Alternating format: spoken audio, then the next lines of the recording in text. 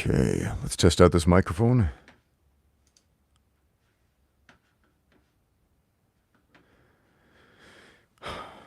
So, this is Ramsey Dewey over here in Shanghai, China. Welcome to this edition of Q&A with the Coach live. So if you got questions, I've got some answers. But first of all, as always, please let me know if the audio is working for this live broadcast. We've got Alexander in the house. I'm specifically doing this Q&A because Alexander always misses the live streams. And so we coordinated on the time zones a little bit so he could be part of it today. Captain Jean is here as well. It's been a while since he heard from me. Well, welcome back, my friend. Joseph 357, the 357th Joseph is here. Considering how popular that name is, that's kind of a big deal to be the 357th Joseph. Please let me know, again, if the audio is coming through clearly or if I need to make some adjustments. Can you hear me, please? Let me know.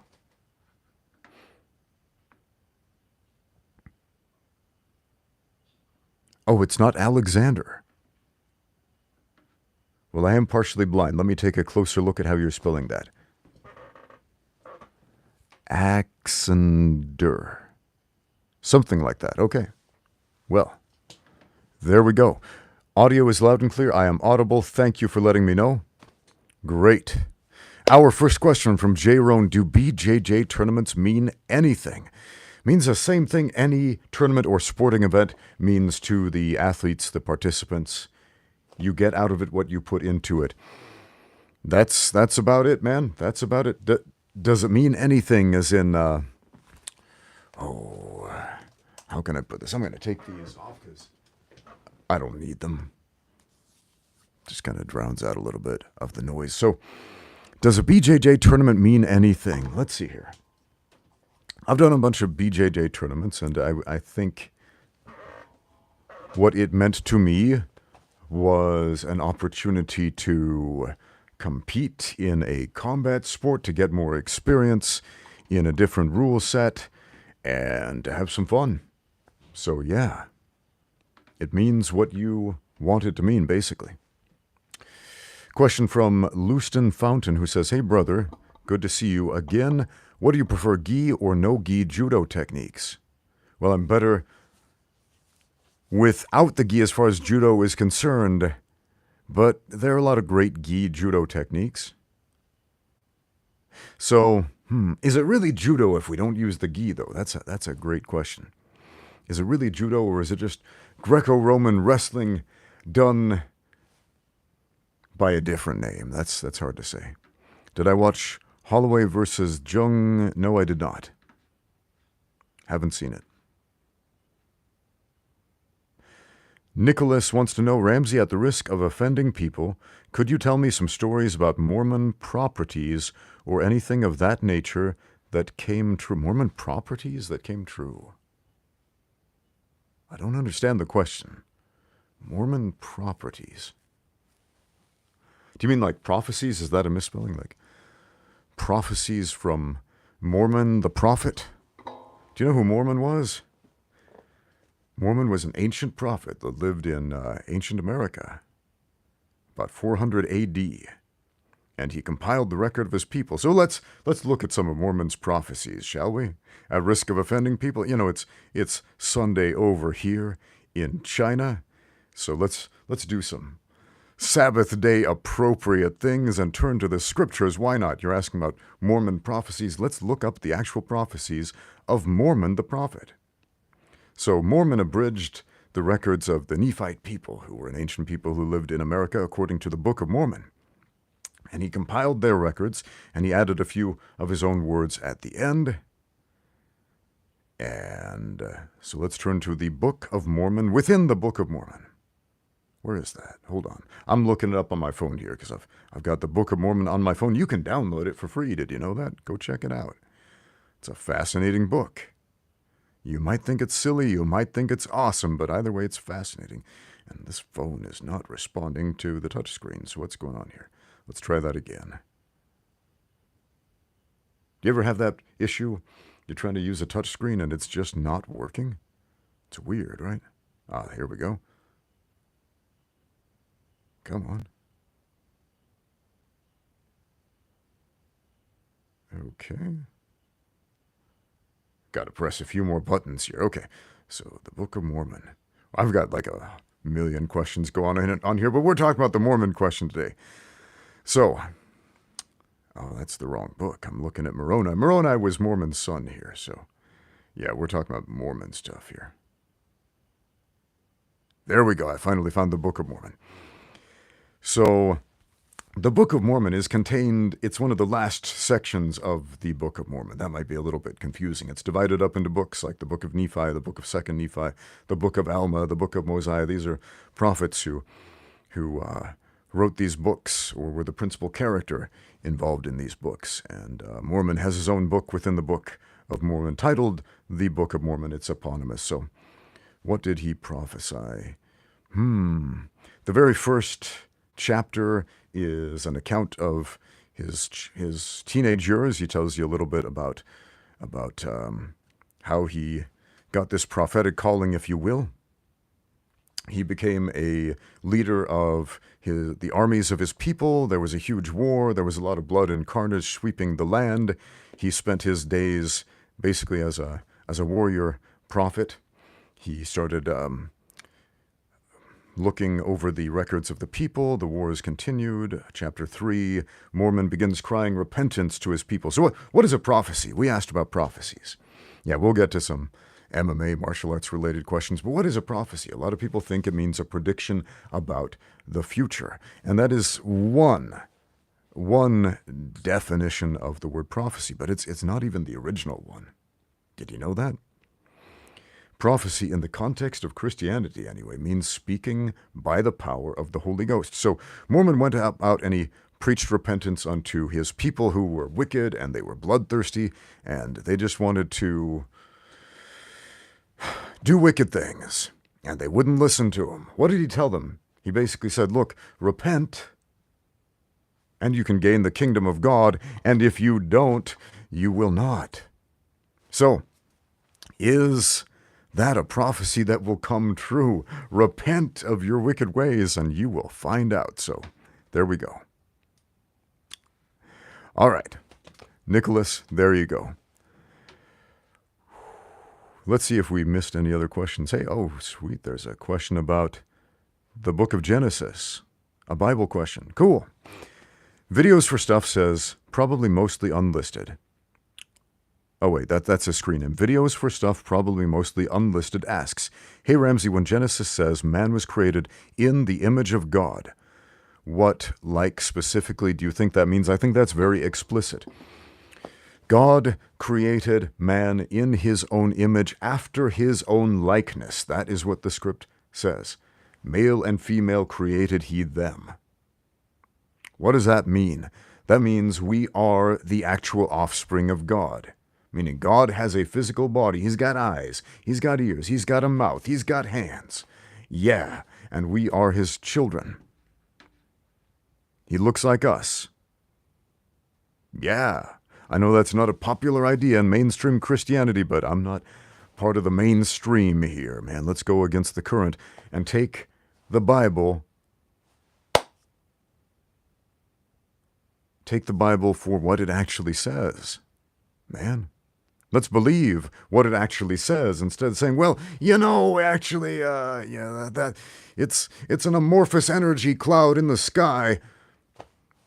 Yeah, not a big fan of that interpretation. I like believing what the book actually says in that sense anyway. So Videos for Stuff, probably mostly enlisted, says, sure, later in Genesis we are told of God's hand closing Noah's boat. Sure, why not? Okay, what other questions do we have? What is a good grappling art for an older guy who isn't flexible, says John Lanett or Lanett. I don't know how to pronounce that name. A good grappling art for an older guy who isn't super flexible. The great thing about grappling arts is you don't have to be super flexible. It's great if you are, but you don't have to be a super flexible guy to be a good grappler. So pretty much any or all of them Calm Drop, Master of All Traits, says, how is your leg, Ramsey? It's in horrific pain today. To be honest, my leg is just absolutely crippled from the experience I had at the Ultimate Self-Defense Championship. 7 months later, it's in bad shape, man. Same as the last time you guys asked that question a couple days ago. Killian wants to know if I have any experience with Buddhism. I've read the teachings of the Buddha. I've pondered a bunch of Buddhist koans. I know some Buddhists. I have Buddhist friends. I've had conversations with Buddhists. I've attended a number of Buddhist temples. And yeah, I have some experiences with Buddhism. So there you go.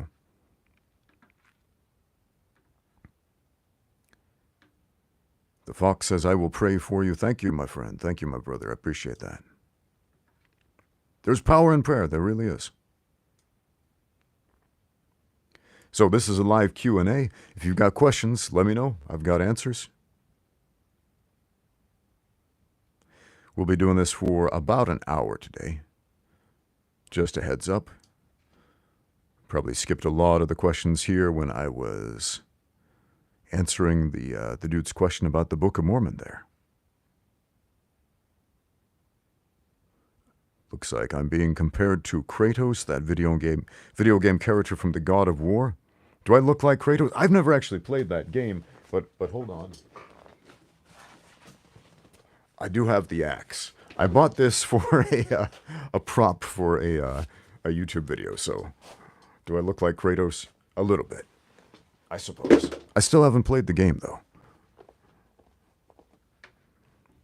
So yeah, if you haven't seen the video, my daughter and I, we make a bunch of skits, like video game themed parody skits, like about Elder Scrolls and such. So there are a few of these on my channel. If you haven't seen them and you're interested, I've got a playlist called Funny Stuff.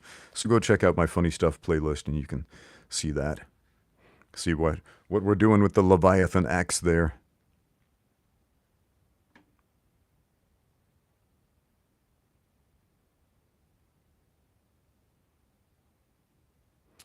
What time is it over here? It's about 2:30 in the afternoon. What other questions do we have? Captain Jean says, I wish you would do more movie reviews. I like doing movie reviews. I've seen a few movies recently that I think are worth reviewing. One I want to make is a comparison of Avatar, The Way of Water, the Avatar 2 movie, and a certain episode of Captain Planet, because they're basically the same story, beat for beat. Did you guys ever watch Captain Planet and the Planeteers back in the day? It's an old cartoon. It was special in its own right, but man, Avatar: The Way of Water just borrowed every beat from the Save the Whales episode of Captain Planet. I'm not kidding. I'm going to make that YouTube video. I don't know what channel I'm going to put it up on. Maybe this one, maybe my Ramsey Reacts channel, maybe something else. I don't know. We'll see. Exender, I hope I'm saying that right, sends in a super chat. He says, Mormon question. When will you be starring? Throwback to the day I did a live stream and everybody was saying, I've got a Mormon question for you. And then they would ask something completely unrelated to Mormons. Anyway, Mormon question. When will you be starting a Morrowind series? It's Axender, not Alexander, pronounced Ixender. Okay. Ixender. Okay, Ixender. When will I be starting a Morrowind series? Oh, that's a good question. You know, my daughter and I, like I said before, we have been making a number of Elder Scrolls themed funny videos, and we have written up some scripts for some Morrowind related content.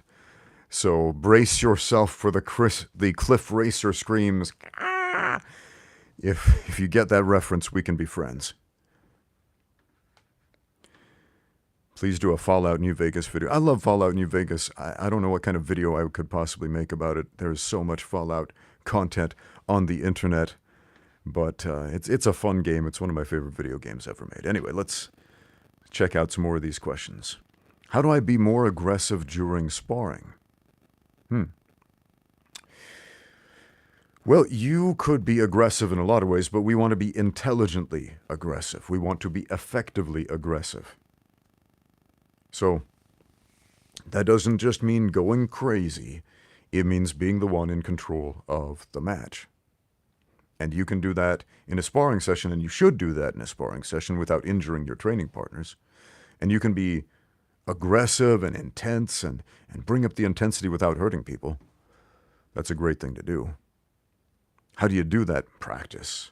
Practice. Dedicated practice to move the way that you want to move, man. We got a super chat from KillerBead01 who says, what advice would you give Ngannou for his boxing match? What traps do you see MMA fighters falling for when trying boxing? Who is Ngannou going to box? I'm going to have to look this up because I'm not really familiar with that story. I heard that he might be doing a boxing match, but who's he going to box? Let's see here. Francis Ngannou boxing match. Isn't that cool? It's like I live in the future. I can just tell my phone, look up this thing, and it looks it up. Man, that's cool. I don't know if you think that's cool because you might have been born yesterday, but man, I was born in the 70s. This is cool. It's like Star Trek where you're like, computer, tell me such and such a thing, and then the computer just tells it to you. That's amazing. So when I was visiting my mom back in the U.S. a few weeks ago, she had, what do you call that thing? That AI companion thing. I think Amazon does it. You tell it to play music and it plays music. I don't remember, but you can change the name of it. So I changed the name to Computer. Then my mom, who is British, and she's got the British accent and so on, she's like, Computer. And she's like a female Jean-Luc Picard talking to the ship's computer. It's great. It made me laugh. Alexa, that's it. So we changed Alexa's name to Computer, and my mom's like, Computer. Anyway, that was fun. So back to the super chat. We've got a couple of them. Don't worry, I won't forget about you, RRTNZ, who just sent in another super chat with a great question about Klingons and Star Trek. I look forward to reading that, and we shall. But who is Francis? Oh, is he going to box Tyson Fury? Ooh, that's interesting. Okay. So you asked, what are the traps MMA fighters fall for when they do boxing? The first one is boxing an experienced boxer, boxing a boxing champion. They're diving in way over their heads with someone way more experienced than them. That's the big trap. Now, Ngannou is a very powerful puncher. We know this. He's a tough guy. Is he a great boxer? I've never seen him just box, so I'm guessing he's going to have a little bit of trouble with a professional boxer like Tyson Fury. Maybe a lot of trouble with a professional boxer like Tyson Fury. I don't know. Tyson might be able to toy with him. This often happens when MMA fighters fight boxers. They're just simply not experienced enough.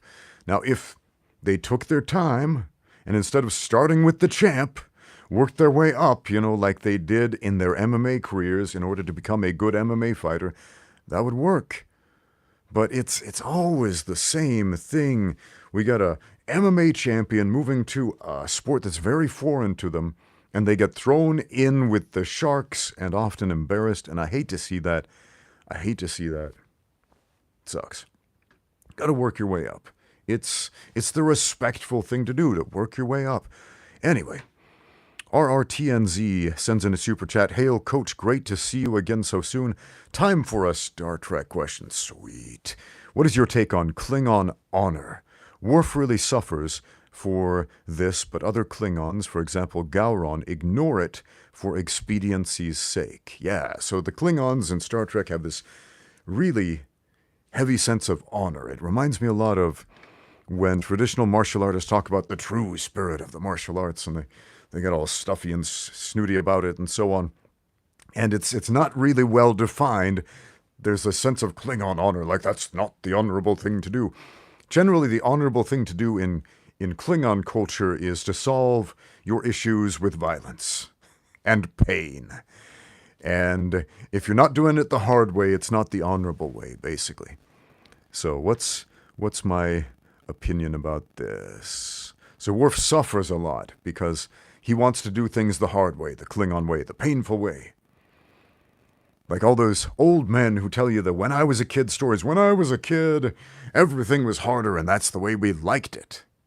Yeah. For example, Worf takes a batleth into a phaser fight. Think about that for a minute. You have these weapons that fire off projectiles of electromagnetic radiation that can immediately stop a fight. They can stun an opponent, kill an opponent, disintegrate an opponent. And instead of taking one of those, Worf takes the most clumsily constructed blade that you have to hold with two hands, and it's short range, and it's weird. He takes that into fight. So Worf creates a lot of his own problems. But it's the honorable thing to do in Klingon culture. That's fascinating. What is my take on Klingon honor? At the same time, I think it's kind of cool. I think it's kind of cool when people stick to their guns. It's fun. Worf is a fun character specifically because he has this sense of honor, and we can think of it as outdated or silly or inconvenient, but at the same time, it's still kind of cool. And at the same time, the traditional martial arts nerds, you know, I still have a certain deep respect for them because they cling to this deep sense of honor, and they want to do things the hard way. So it's funny, but it's inefficient, but at the same time, I respect it. I respect the hustle there. So we got a couple more super chats. One from Nanner Semich, who says, Ni hao, hey gui. Okay. Yeah. Ni hao. What else? Voodoo 2130 sends in a super chat, says, hello, coach, I have a boxing question. During sparring, I usually prefer counterpunching. However, some opponents are also counterpunchers. So we're stuck in this waiting game. What should I do? Got to use some feints, man. So you got two counterpunchers, and they're basically waiting for the other guy to make a move. And when the other guy makes his move, boom, you can hit him. So when you have two counterpunchers who are waiting for the other guy to make a move, you got to use a feint. What is a feint? A feint is you essentially pretend to make that move. Like you stick your head out like you're gonna throw that punch, so you know exactly where the guy would punch if he was counterpunching. But you got a plan. You got a plan to counter that counter. So that's one way to do it. Another way is aggressively find an angle and beat the crap out of him. My fist looks frightening, says that Sprudel, does it?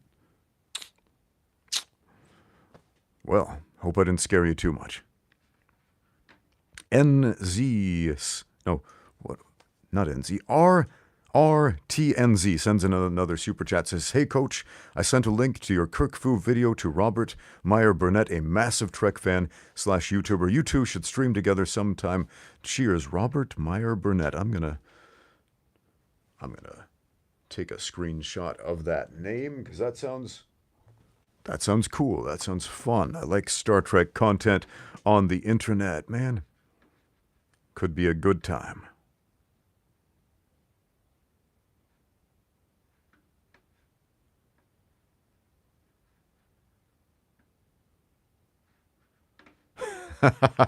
Retrowave says, I got a really serious question. Is olive oil a fruit juice? Kind of, if you think about it. It's an oil. You can extract oil from a lot of sources. For example, avocado oil. You extract the fat from the avocado just like you extract the fat from the olive. Is it a fruit juice, though? A juice would essentially be cytoplasm from inside the cells of the fruit, whereas oil would be the lipids extracted. So technically no, but it kind of seems like it, doesn't it? SBV says, boxing concepts help me how to fight better in some video games.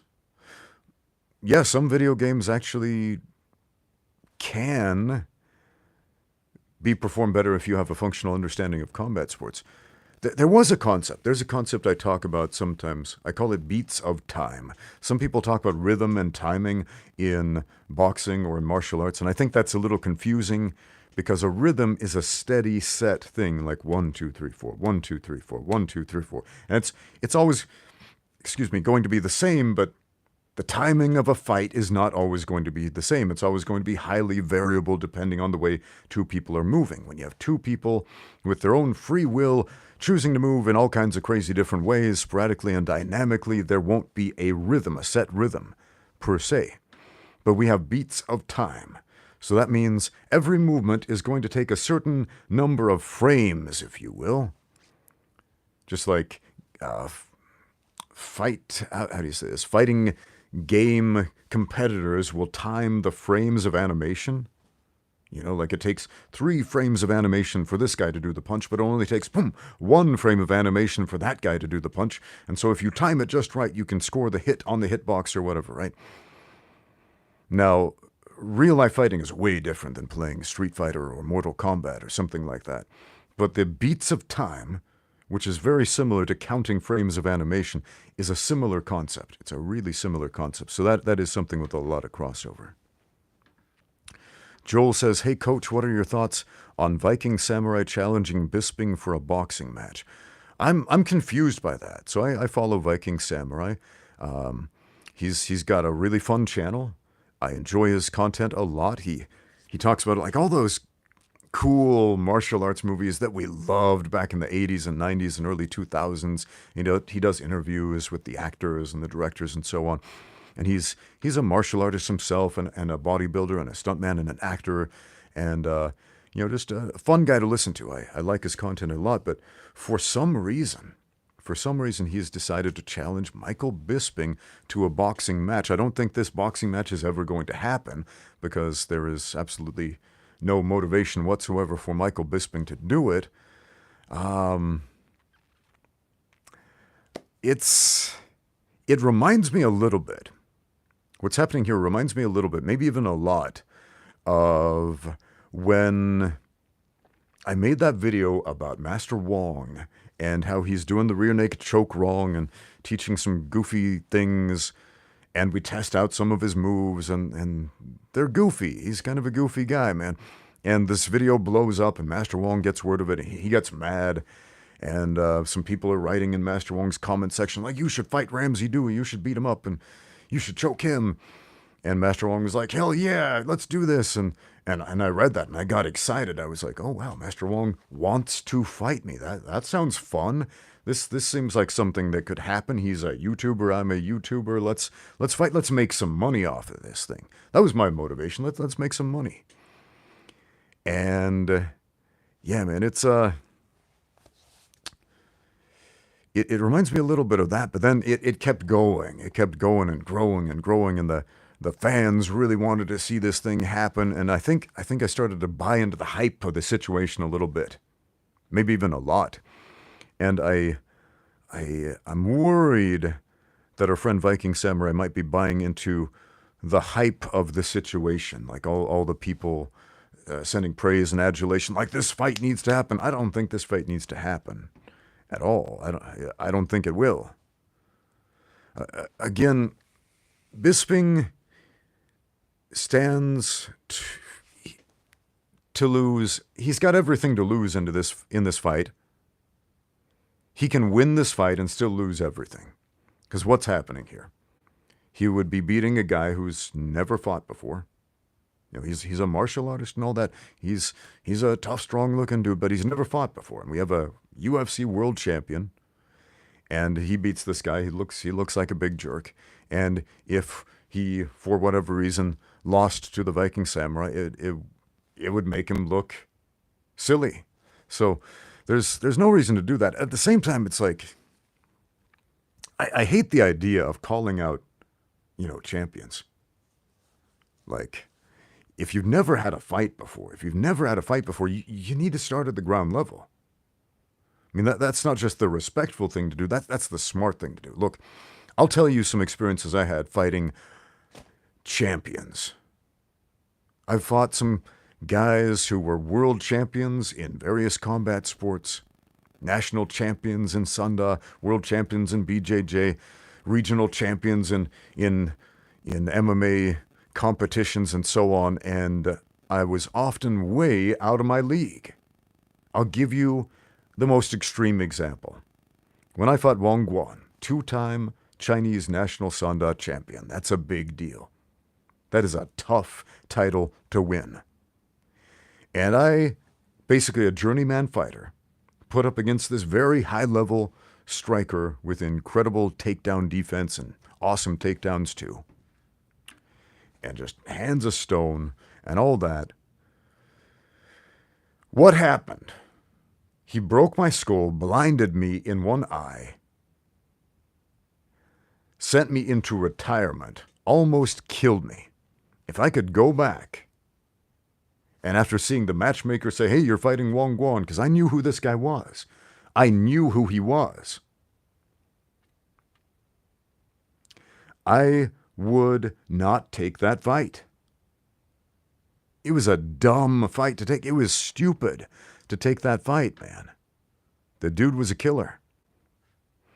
I had a fight with Leandro Issa. He was a Brazilian Jiu-Jitsu world champion, 3rd degree black belt. And I went in there significantly less experienced, and I had to cut a ton of weight, and everything about that fight was bad. But at the time, man, I held like the rank of blue belt in Brazilian Jiu-Jitsu. We have a BJJ blue belt going in to fight a BJJ black belt world champion. Not just a black belt, but an elite black belt. Do you know how that fight ended? He dislocated my shoulder. Not a good idea, man. Every time I've taken one of these fights, there were dire consequences. It's not a good idea, man. You got to work your way up for 2 reasons. One, your own personal safety, so you can actually handle it, so it can be a compelling fight. It's not a compelling fight if you have a world champion and a first-time fighter. It's not a compelling fight. I know that happens in the movies a lot. I know it happened in Rocky. We have the extreme underdog versus Apollo Creed, the world champion, and it's fun to watch in a movie. It's not fun to watch in real life. It's a one-sided beatdown in real life. Man, the second reason I don't like what's happening there is the respect issue, man. Calling out this guy who's paid his dues when you haven't. It's not cool to me, man. It's not cool to me. I've lived that life, man. I was about that life. It is rough. It eats you up, man. If you haven't paid your dues, you don't understand the toll it takes on your body and soul. You don't understand it. So, man, not a cool thing to do in my estimation. So, that's what I have to say about that. We have some super chats I missed. Let's back up here a little bit in the chat. We have a super chat from Ozian, who says, I'm trying to learn how to elbow off the ground on my back. It seems like a tool that's not used often. How would you go out applying it and timing it? Would it work against Master Wong? Lock up a triangle choke first. You don't even have to finish a triangle. Even if you have a crappy triangle choke and your legs are not big enough to go around the dude's shoulders and neck, get that triangle and then start dropping those things. That is the easiest, most effective way to land elbows from the bottom. There are other ways, but that is the easiest, most effective one. The second one, high guard. Wrap your legs around in high guard like you're going for an armbar or a double armbar if you're being fancy. Right? Climb the body, wrap the legs around the shoulders, land some of those. He's going to bring his hands up and start to try to drop those. That's going to allow you to set up a triangle much more easily. Then from the triangle, if it's an MMA fight, you don't even have to finish the triangle. Just start squeezing as you start bringing these elbows in. That's not 12 to 6 elbows from that angle because you're on your back. You're like that. That's 100% legal. And then you squeeze them and the blood's going to go whoosh, and it's going to spurt all over you and it's gross, but you're going to win. Would that be effective against Master Wong? Heck yes. Of course it would. That's effective against anybody you can get in that position. So that's a great question. What else do we have?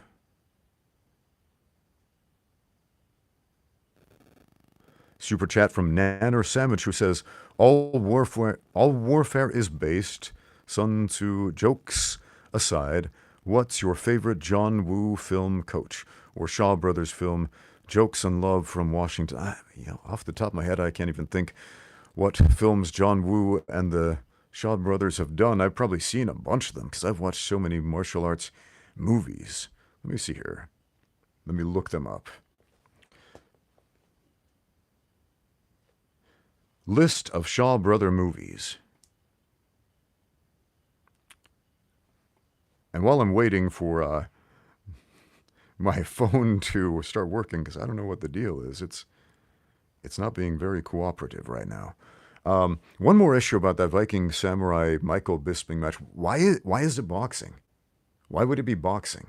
This is confusing to me, because we have the Viking Samurai who loves to kick. He loves that traditional martial arts kicking and stuff, and we've got Michael Bisping, an MMA fighter. Why would it be boxing? It's weird to me. It's weird. You know what it reminds me of?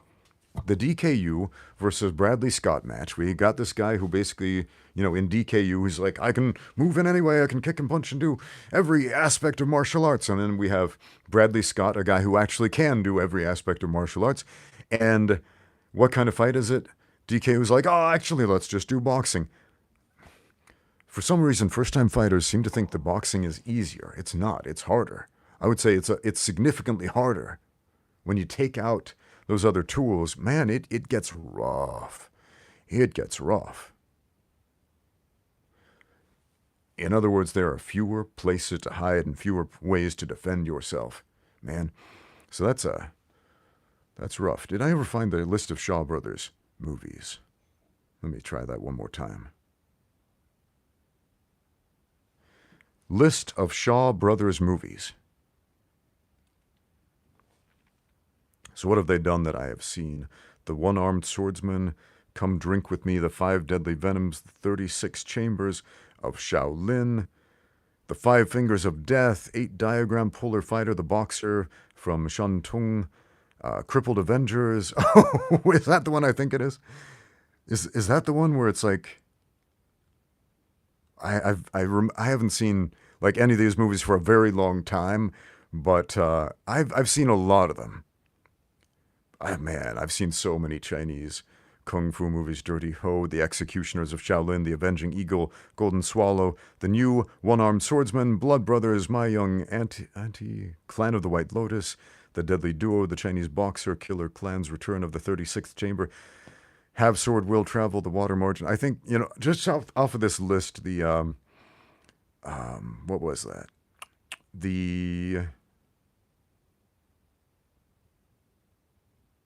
What is it called? I lost it. I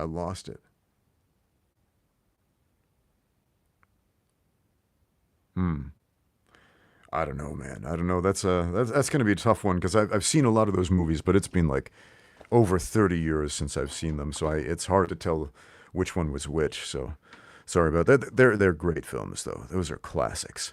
Those are absolute classics. All right, we got a super chat from Voodoo2130 who says, what are some ways I can simulate the experience of adrenaline and stress of a boxing match when I'm training solo? Oh, man, that's a good question. That's a question I have tried to solve a lot throughout my career as a coach. And I've done a few different things. You can try, if you're shadowboxing or doing bag work, audio cues can be very helpful. For example, if you got sounds, like loud sounds in the background, like a recording of a crowd cheering and booing, especially if they're booing, especially if they are against you, especially if it is denigrating to your soul, like, get this bum out of here, you suck, because you're going to hear that stuff. You are going to hear that stuff, and you need to learn how to channel that out. If you can get live people who are really good at trash talk to say that stuff to you when you're training, that can be very helpful. Learning to deal with an adrenaline dump, something I did. I don't know if this would work for everybody, but this is something that was very helpful to me, which was to put myself in situations that triggered adrenaline, for me, that was public speaking. It was standing up in front of people and performing in some way. That was terrifying to me. And so what did I do? I took every opportunity to put myself in front of people to do these things that scared the crap out of me. Public speaking, acting, singing, auditioning for a dance company, something like that, dancing, doing ballet, all of that stuff scared the crap out of me.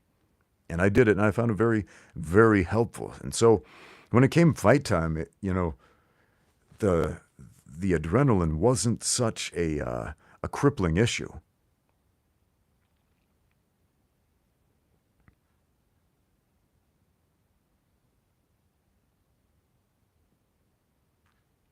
Skinny Bruce Lee says, Ramsey, I have another question. How do I stop shelling up when dealing with someone who is aggressive?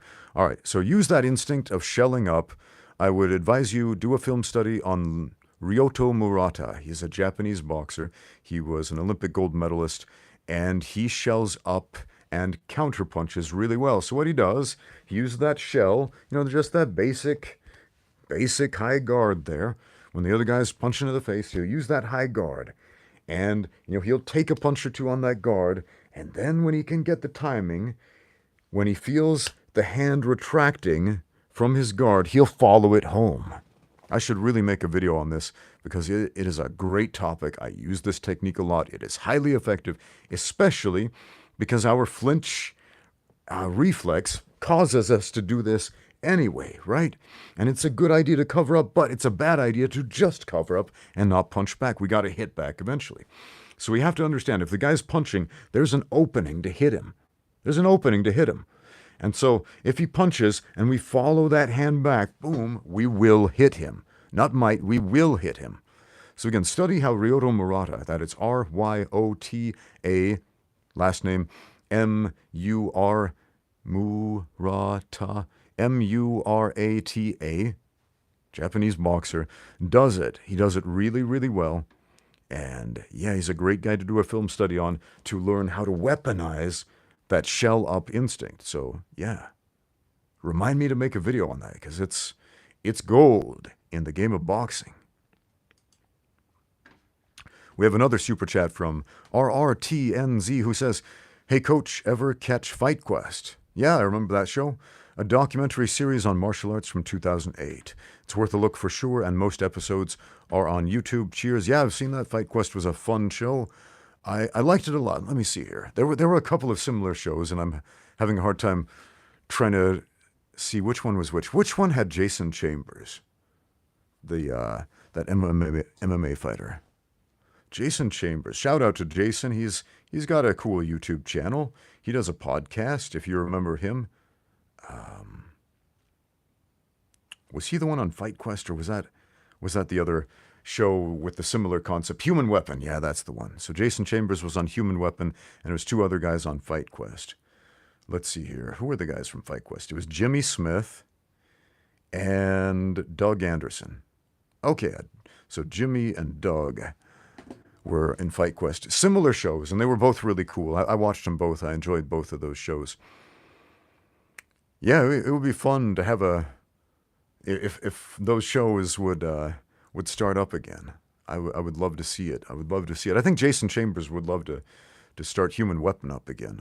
In fact, I know he would because he's made some videos to that effect, but there doesn't seem to be enough interest amongst producers. So if you are a producer and you love that type of content, go let Jason Chambers know, and he would be down, I'm pretty sure.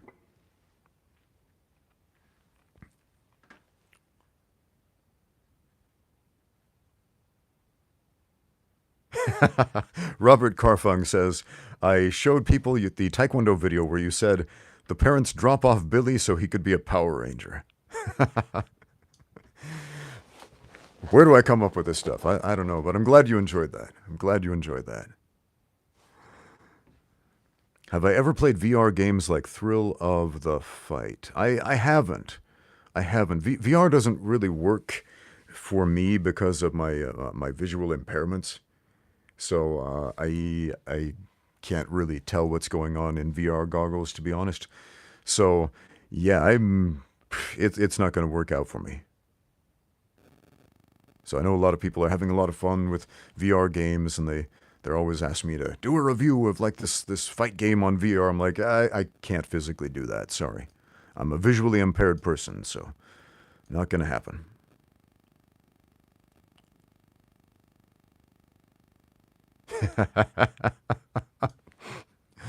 Ixender says, Mormon question, how much would it cost to pay you to move to America and turn me into Batman? I recently saw that movie Sound of Freedom, and I think I found my passion. Pronounced Ixender. Okay, yes. Do you have Batman's budget? Because if you do, we can talk. We can talk about that. Sound of Freedom was a great movie, by the way. I enjoyed that a lot. And it's a great movie. It's got a great message, and it's a big problem. It's a problem of human trafficking. Modern slavery is something, man, I used to harp on about that a lot back in the day, and people would basically tell me, shut up, this is depressing me. Or they would say, no, that's not happening. There aren't slaves in modern America. Yeah, there are a lot of them. A lot of trafficked humans out there. It's a big problem. So I love the fact that a movie bringing that to public attention is not just out, but that it has become a cultural phenomena.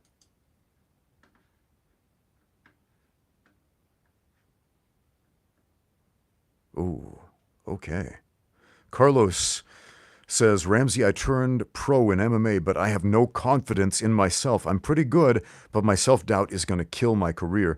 Yeah, if you got that self-doubt, it absolutely will. But you know you're pretty good. Any advice? It's like I'm scared both of success and failing. Okay. That's interesting. Scared of both success and failing.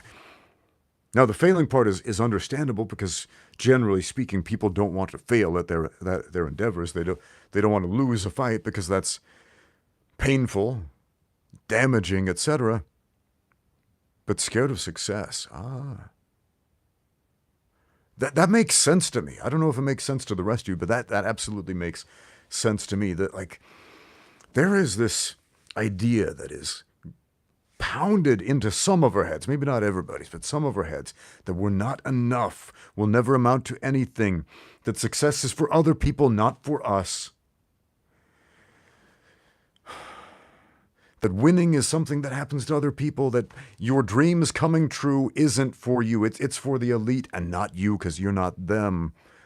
Does that resound with any of you? Because I remember feeling that way. So fear of success, I understand what you mean by that. That reminds me of my very first pro kickboxing match. And I've told this story a couple times on my channel. I came from a Taekwondo background, and I loved the flying sidekick, and there's a moment in the fight where there's a little distance, and there's a perfect opening, a perfect entry for a flying sidekick, and it would have been cool. And I start to do it. I take the 2 steps, I leap, I start to kick, and then I second-guess myself, and I'm like, no. And I stop doing it, and I just kind of flop in front of him, and he gives me a funny look. What the heck? Boom, throws a left hook at my head, and I remember afterwards, like, why did I second guess myself? Why did I doubt? I mean, I was going to do the cool thing. I was going to win. And then I stopped, and it was all mental. It wasn't physical. I had the physical capacity to win, and I stopped myself. I stood in front of myself as my own barrier, and it sucked. So I get it. So what can we do, Carlos, to develop confidence? And I've said before on this channel, and a lot of people say this, and they repeat this mantra, confidence, real confidence, comes from competence. Competence is confidence, but you already know you're pretty good. You have the skill. You're a pro fighter. I have this issue with my friend Hairat. He's a longtime student and friend of mine. He's from Xinjiang. He's a Uyghur from the western region of China. And he's a very good athlete. And in the gym, you just see him do some crazy stuff. And then when he fights, I see some self-doubt enter him. And he lost his last fight via rear naked choke. He made some silly mistakes he knows not to make, like he knows not to make them. And he could perform so much better. It's a mental issue, though. It's not a physical issue. Like, we can drill these positions over and over again. But until that man believes that he's going to be a champion, it's not going to happen. So you got to believe it, man. You got to believe it. You got to play some mind games with yourself. You really do. I learned this from a former opponent turned coach, a guy named Jeff Moody, who helped me understand the mindset of a fighter. Who helped me to go to the dark place, if you will, the dark enough place where I'm willing to injure another human in order to win. And that sounds horrible and bad and wrong, and maybe it is, but it is necessary if you want to win. And it's also necessary if you have, for you to develop the confidence in yourself to be a great fighter. I love this question. I think I'm going to take a screenshot of that because I want to make a dedicated video about this subject, Carlos. I want to give that a little additional thought. But let's check out some of these other questions we've been missing. So thanks so much for that question.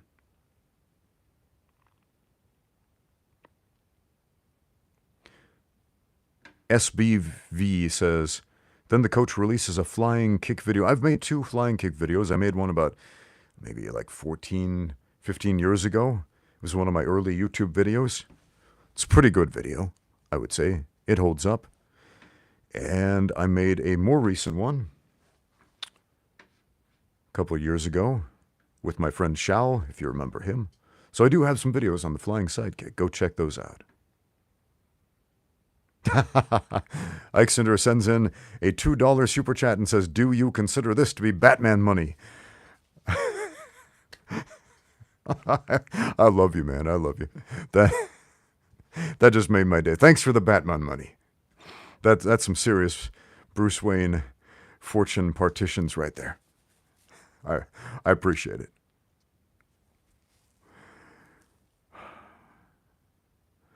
But yeah, if you're not already training, Ike Cinder, go do it. Go do it, because there's a lot I can teach you. I could fly out there to America and be your guru every day.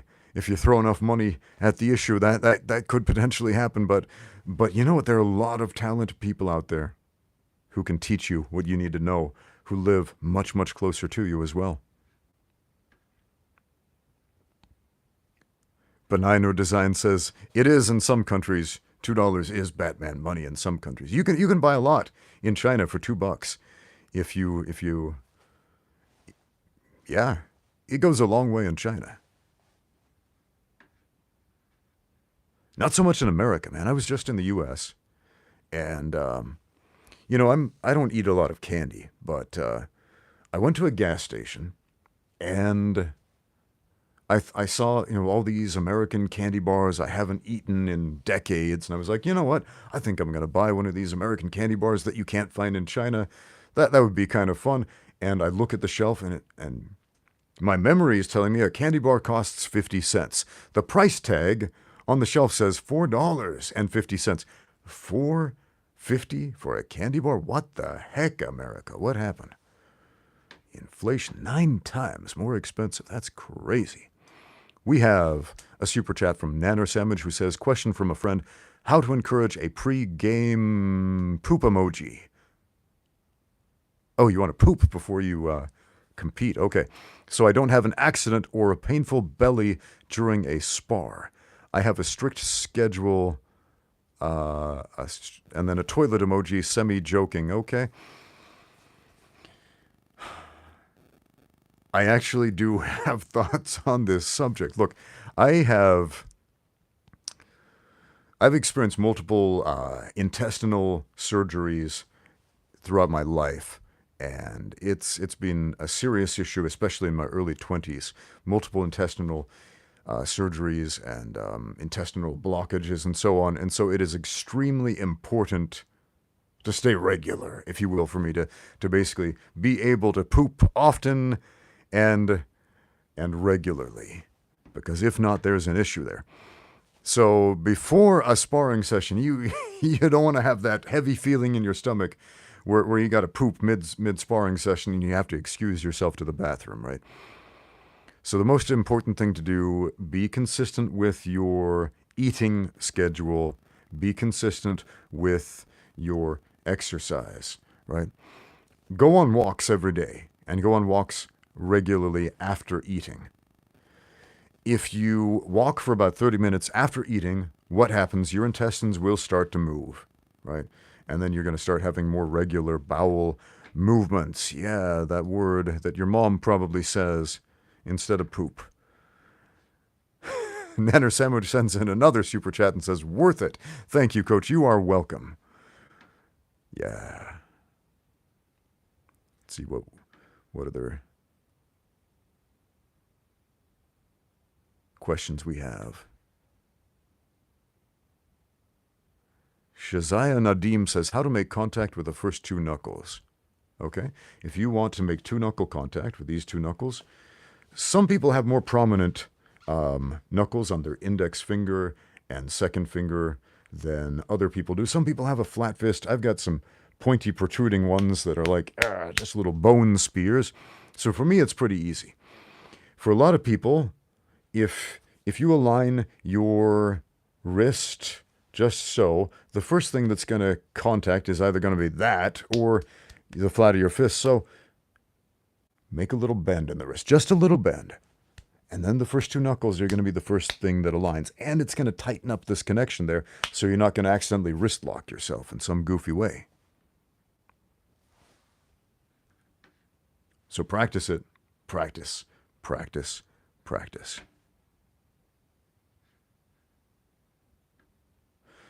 What is the ideal interval between a meal and a fight? Says videos for stuff probably mostly unlisted. I would say about 30 minutes before a fight, you should have a very, very small meal. And I'm saying meal very lightly because I'm talking about like some fairly simple carbohydrates, like 30 minutes before the fight. Fairly simple carbohydrates. Now, maybe an hour, 2 hours before that, you're going to have like an actual meal. Something that's easily digestible. Maybe, yeah, somebody brings up a banana. Yeah, banana is a great simple carbohydrate. Like, have some of that like 30 minutes before the fight. Maybe 2 hours before the fight, something a little more complex. I should probably make a video on fight nutrition because there's a lot to say on that subject, and sounds like there's interest in it. So I'm going to screenshot that, and I'm going to make a more dedicated video on that subject. Maybe give you some more visuals and stuff instead of just a talking head. I say screenshot, and what I'm actually doing is just taking an actual photograph with my camera here because I'm old school. It's easier that way for me.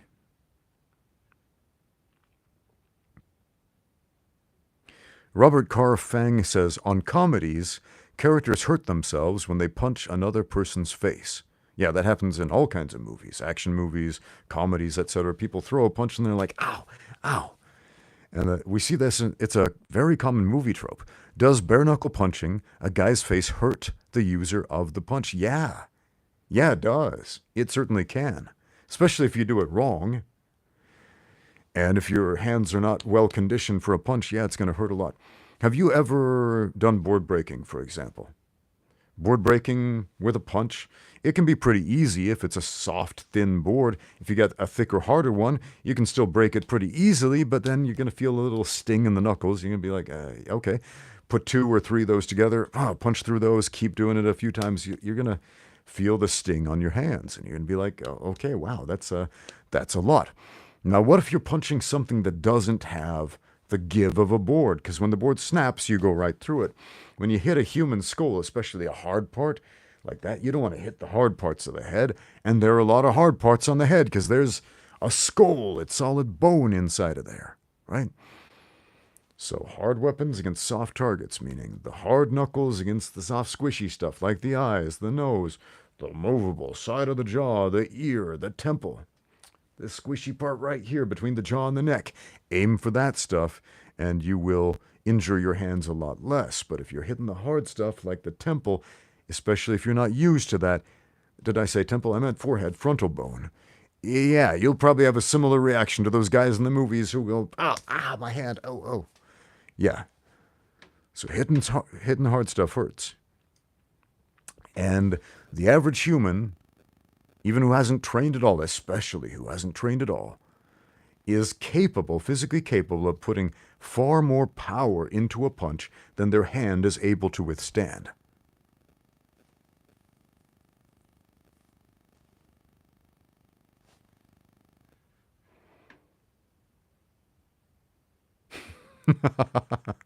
Eichsender has one more question here. Do you think a first-degree white belt in BJJ is enough for Batman missions? First degree is a joke, I swear. Absolutely not. Batman, I love the question, though. I love the enthusiasm. I know you're joking. It's funny, though. Benigner Design says you qualify as Robin, I think. Yes, you qualify as Robin. There you go. You can go on Robin missions.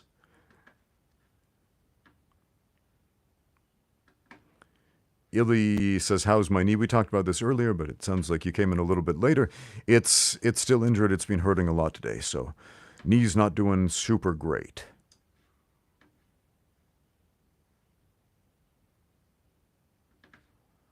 Let's take a couple more questions, then I'm going to skedaddle. But before that, I'm going to tell you, we will be back tomorrow at the same time.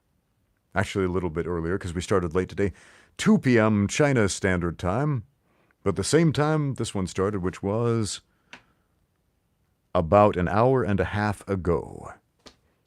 We'll be back tomorrow at the same bat time, same bat channel. If you have bat questions, bring them. If you have any other questions, bring them. Greg P. says, hey, Coach, what do you think about foam rolling versus stretching? Foam rolling is a form of stretching. It is myofascial self-release stretching. So that is a form of stretching. There are multiple forms of stretching. When people say stretching, they usually think about static stretching. That is one form. There is also dynamic stretching. There is reciprocal stretching, and there is myofascial self-release stretching. So foam rolling is a form of stretching. It's not this or that. It's all of those things. So is it helpful? Yes. Does it do the same thing as static stretching, dynamic stretching, and what do we call that other one? I just said the word, the other type of stretching, reciprocal stretching? No, they all perform different functions. Are they all useful and helpful? Yes. Do I like foam rollers? Yeah, I do. I have several foam rollers. I use them fairly often. Some people hate them. Some people find them painful. Some people feel like it's a workout to do a foam roller thing, and it kind of is. It kind of is, but working out is good. Getting out there and training is good. I like it. Benigner Design says, Coach, have you looked into your genealogy to see what part of Britain your mother is from? I'm apparently tied to Welsh nobility through GMA. My mother is from Shotton Colliery. She is from County Durham. She lived in a few different towns in England when she was born there. She was born in, which city? She lived in Shotton Colliery, Easington Colliery, Peterlee, but anyway, she's from Durham County. I don't have to look into my genealogy to find that out. She's my mom, dude. I know this. We've had this conversation. But I have looked into my genealogy back several thousand years. And yeah, my people are from Great Britain, going back like 2,000 years. My younger brother just talked me into getting a DNA test. So he's going to send back the results. And if my results are anything like his or any of my other siblings who've had DNA tests, they will basically confirm everything the genealogical information already says, unless I'm a mutant. Videos for stuff probably mostly unlisted says, if ear biting was legal in MMA, gross. Do you think any fighters could actually use it effectively? The gross ones, the maniacs. Yeah, I don't think I would want to watch that sport if ear biting was legal. Would you want to watch the Ultimate Biting Championships? Not the Ultimate Fighting Championships, but the Ultimate Biting Championships? I don't. That's gross, man. Have I taken a midi-chlorian test? Yes, it's over 9,000, I believe.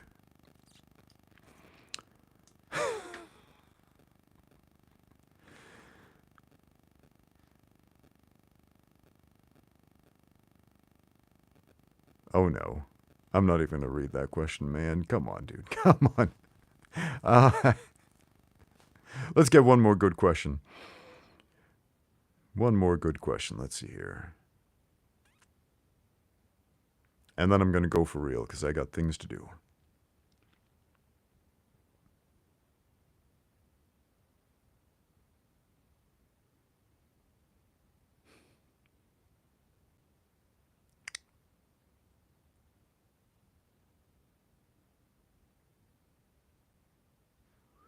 Okay, I'm going to backtrack a little bit and see if I missed any good questions here. Here's a video idea from Ninja Style. Get your martial arts friends like Icy Mike, Sensei Seth, etc. and fight a gorilla. The winner gets the bragging rights. The winner would be the gorilla. We would all be dead. We would all be dead.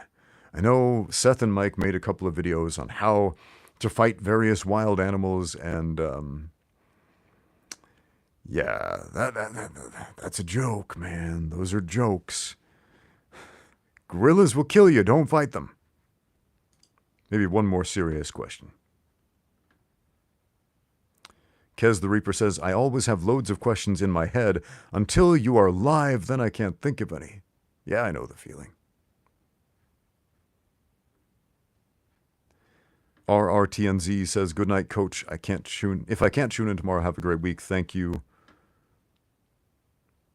Yeah, gorillas are so much stronger than humans. It's so much more powerful than humans. It's not fair. Unless you have a really good weapon on you, you're going to lose.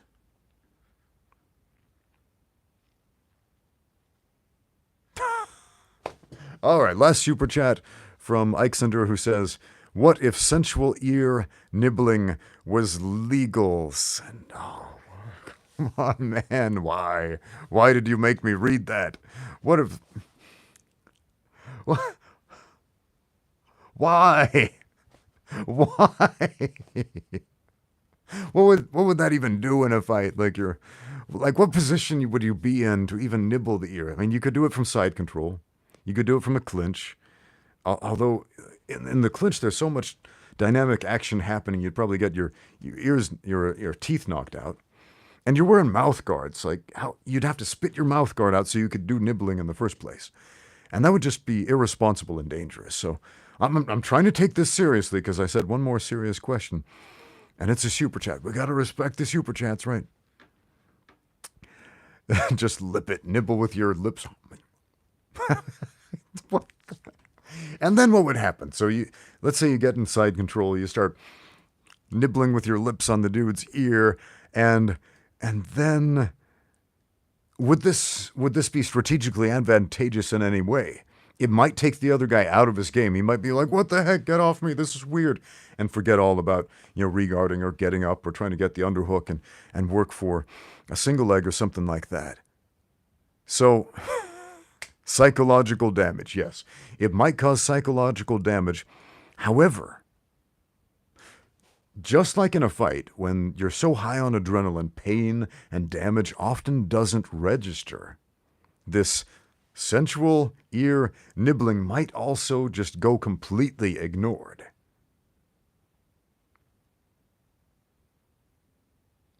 That was weird. That was weird. That emotionally damaged me. So I feel like I need a serious question that has nothing to do with ear nibbling to take the taste of that out of my mouth, man. What? Bruce Lee versus Brock Lesnar in an MMA fight. Who wins? Bruce Lee would lose. So, I mean, dude. I said serious questions. Serious questions. Okay, guys. Ike Sender says, I'm sorry. Apology accepted, but, man. Shazaya Nadim wants to know prevention from a boxer's fracture. Okay. Make sure that your punching form is good. So,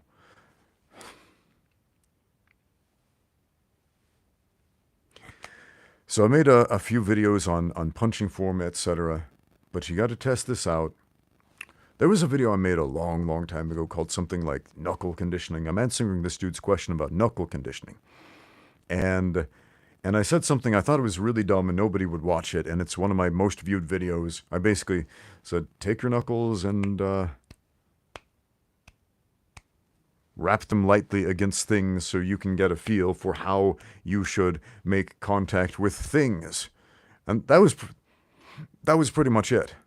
So do a lot of that, and you'll get used to making contact with things.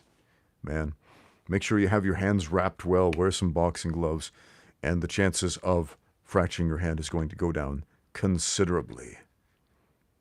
All right, one more question. Roar Olison says, hooks, thumb up or thumb in. Why is it just a preference? There are a lot of ways to throw a hook. You can throw it like that. You can throw it like this. You can throw it like that. You can throw it like that. You can throw it like that, right? You can throw it like that. And they're all good and they're all bad depending on the situation, why you're throwing it, how you're throwing it, etc. So this, it's not the most important body mechanic of the hook. That opposite shoulder, on the other hand, and what your opposite hand is doing at the time you're throwing at the time you're throwing the hook is actually a lot more important than whether you're doing this or this. Some people I find have shoulder mobility issues, and doing this feels so different. Some people, they're like, I can't punch like this, it hurts my shoulder. I can't punch like this, it hurts my shoulder.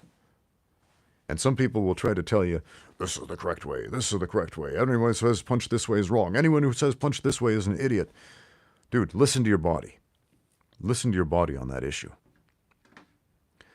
The more important question than should I hook like this or like this is, how do you get into position to land that hook in the first place? So, okay, we have another super chat from Voodoo2130 who says, in a dystopian world where you have to fight in order to get meals every day, how would you fare against others? Okay. Well, if the world went dystopian right now, and we had to fight, I assume you mean hand-to-hand fight, because in a dystopian world, the first thing people are going to do is get weapons and use those weapons to defend their food, most likely. So how would I fare against others? Well, I got some spears over here in the corner. They're pretty long, rangy weapons with pointy tips. Pretty effective to keep people away from you. Got a couple of swords. I've got a few weapons on hand, so I think it'd be okay over here in China, where people don't have guns and projectile weapons. I actually do have a bow and some arrows. Bows and arrows are legal here, but not guns. So I think I'd be okay in hand-to-hand combat against the average person today. The average person doesn't know how to fight, so I think I'd be fine in that regard. However, in a dystopian world, it's not going to be one-on-one. It's going to be people banding together in clans, and you pick on one, you pick on everybody. So that would be a problem. I'd have to build up my clan first, and then we'd have some clan wars. But we have to ask some other questions. Why do we have to fight for meals? How about a bartering system? That seems to make sense. It seems to make a lot more sense to say, hey, I'll give you some of this if you give me some of that, instead of let us fight to the death so I can eat and walk away with serious injuries that are going to put me out for a while and I may never recover from in this dystopian future. So anyway, that's my answer to that dystopian question. Benigner Design says, I'm thinking somebody who's been saving up their bottle caps is going to be so happy, most likely. All right, guys, that's it. Come back tomorrow, 2 p.m. China Standard Time. We'll do another live stream. Thank you for watching. Now get out there and train.